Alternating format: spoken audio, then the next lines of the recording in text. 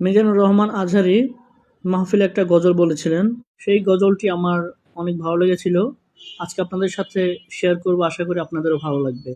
হাজারো ব্যথা বেদনার পরে ফিরে আসনি তুমি আপন ঘরে, দিনের আলো তুমি ছড়িয়ে দিতে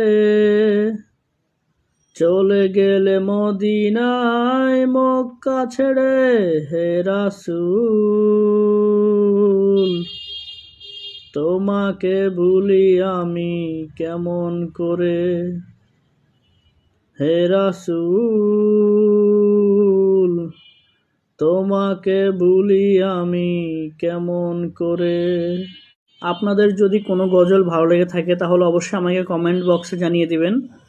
ইনশাআল্লাহ আমি সেই গজলটা দিয়েই আরেকটা ভিডিও বানাবো। আজকের জন্য বিদায় নিচ্ছি। আল্লাহ হাফেজ। আসসালামু আলাইকুম।